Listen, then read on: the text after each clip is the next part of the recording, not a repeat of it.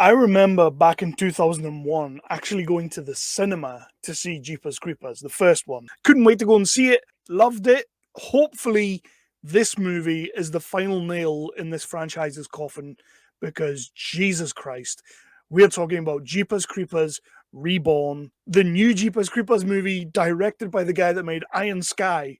Who doesn't want to see that happen?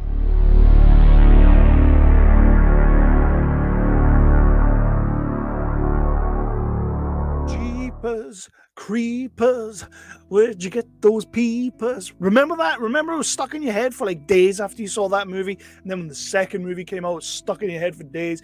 Then like the director got done for some crazy thing and we didn't see him for a long time, and then he came back and he low-key made the third movie, which he wasn't supposed to make. Then he told the company that he was going to make a fourth movie. They said he wasn't allowed to make it. He said he was going to make it. He was going to do it on the sly. So they kind of just totally cut him out, and then they made a new movie. Don't really care much for what he was going to do.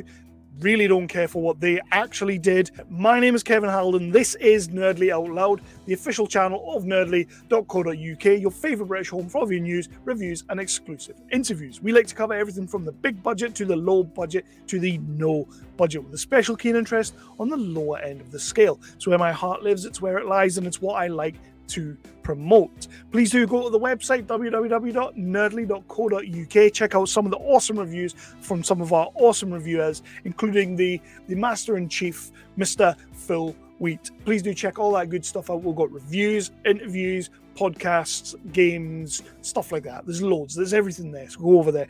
Please do hit that like, hit that subscribe, and ding that notification bell. And the notification bell will let you know whenever I drop a new episode, whether it's a review, an interview, or anything like that. We do have interviews coming in. I know I've been churning out reviews lately, but we do got some interviews that are coming soon, and I've been working away on some things behind the scenes. In this episode, we are talking about Jeepers Creepers Reborn, the sort of reboot, sequel / nothing to do with, could be fourth wall breaking movie. You ever heard of the Creeper? A local legend, right? The Creeper comes back every 23 years. Then what?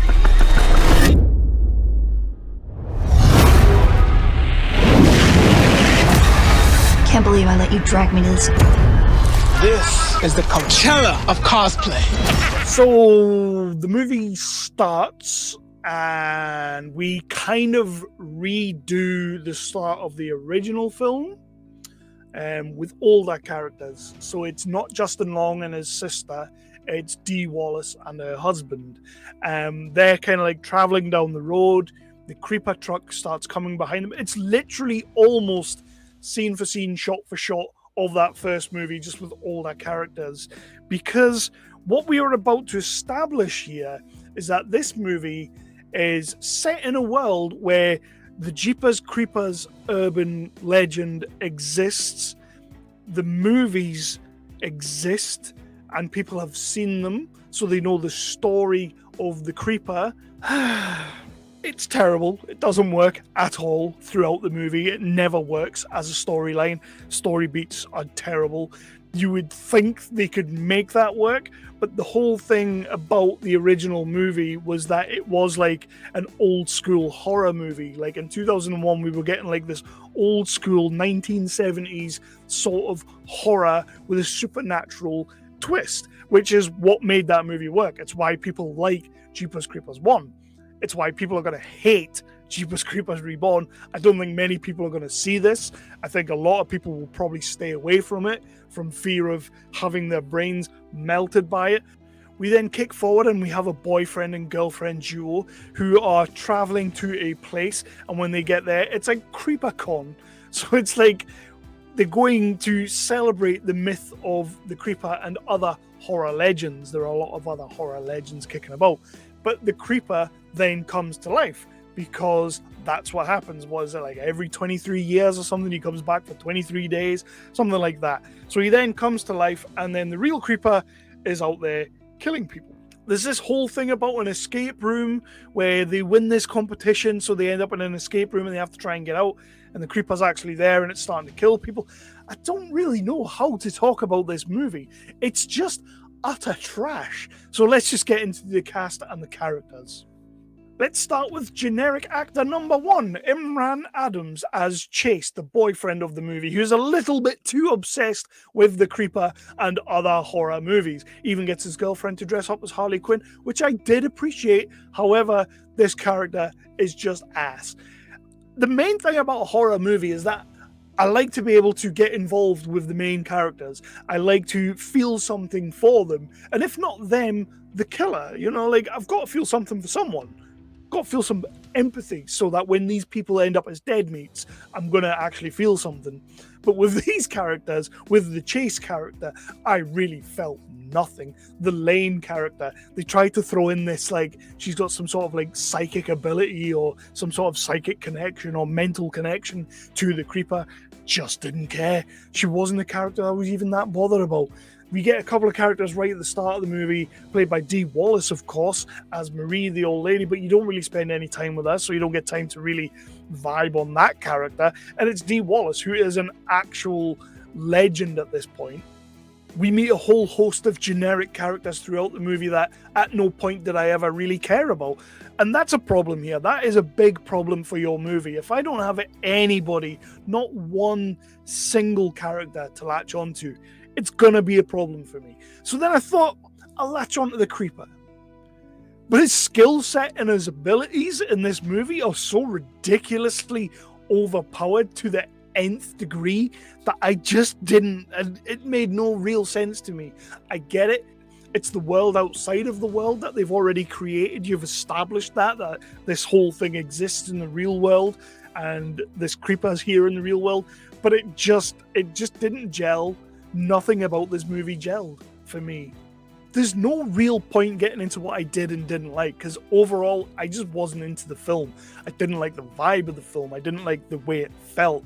I like slasher movies that are kind of like this, but this one just felt devoid of anything for me. There was no commitment to it. I couldn't get into the characters. I couldn't get into the Creeper. I couldn't get into the story because it made not a lick of sense to me. And when they try to tie it in to the old movies, which you've now established technically didn't happen, they are versions of stories that people were told, it kind of ruins the original 3 movies. I mean, you could ruin that third one all you want, but I actually still quite enjoy the first 2. There's something to be enjoyed in those movies. This movie feels devoid of any real relationship to anything. There's not much to enjoy here. The dialogue is trash. Like, it's really piss poorly written. And I like to watch piss poorly written movies, just not this one. Director, and I'm gonna butcher this name, so I'm gonna try my hardest. Timo Vuorensola? He made Iron Sky, so go and check out those movies. Iron Sky movies are actually really good, which kind of was what sold me on this. But I do kind of get the feeling that once he made this movie, he pushed it to the side and was done with it. Like, I feel like that's a thing, and it was maybe finished by the studio or the distributors or whoever. I might be wrong there. I might be overstating something there, but it does feel like whoever actually finished this movie didn't care much for the movie. They just wanted to put it out to stop the other director from getting there. Who was the other director? Yeah, Victor Salva. Victor Salva, he did direct the first one. It was Coppola, like, produced it or executive produced it. Remember when, like, people were putting their names on everything, like Tarantino was doing it. It was like Quentin Tarantino presents. It was like that kind of deal. Put your name on it, it's going to sell. But yeah, so Victor Salva, apparently he turned out to be a bit of a wrong'un. He didn't make any movies for a while because there was all sorts of, like, I believe, allegations, allegedly. I'm not going to get too deep into that. But from what I remember, it was like he wanted to make the 4th one, but they told him he wasn't allowed. So I think that's what's happened here. And it shows. It shows because there's no real passion or love anywhere in this movie. So there's no point fannying about. I might as well just get into my final rating, because what I did and didn't like is I just didn't really like anything about this film. There wasn't much going for it. Does it look easy on the eye? Yes, it looks pretty good. Cinematography-wise, they had a good DOP. Does it sound okay? I guess so. It's not that bad in the sound department. There are some pretty gnarly songs in there that you would expect in this kind of slasher movie at times when they go to, like, the Creeper Con, as I'm calling it. I didn't like the escape room aspect. That is an aspect of this movie that kind of felt like Halloween Resurrection when they go into the house and all that kind of thing. So it failed on that aspect. It pays homage to movies all over the place, which I do like that kind of thing. But to be honest, I was done with it by that point. So yeah, just my final rating, I guess. And I can't give this anything higher than a 1. It gets a 1 for me. No, actually, I'll give it a 2 because I don't like to give zeros, and I would probably give that third movie a 1. So this movie gets a 2 because it's slightly better than that. Just very ever so slightly. So yeah, Jeepers Creepers Reborn. If you don't see it, you're not missing anything. If you do see it, let me know what you thought. It would be an interesting conversation to have in the comments. But me personally, I think you can skip this one and safely sleep well at night. So yeah, it's a 2 out of 5 for Jeepers Creepers Reborn, which is a shame because I loved that first movie. And I think the second movie has a lot going for it. It's a great little flick. That third movie was terrible. It was always gonna be terrible. But yeah, this one, trash. 2 out of 5. My name has been Kevin Halden. This has been Nerdly Out Loud, the official channel of nerdly.co.uk, your favourite British home for all of your news, reviews, and exclusive interviews. We like to cover everything from the big budget to the low budget to the no budget, but we won't be covering Jeepers Creepers Reborn ever again. The least said about this movie going forward, the better. I'm out. See you later.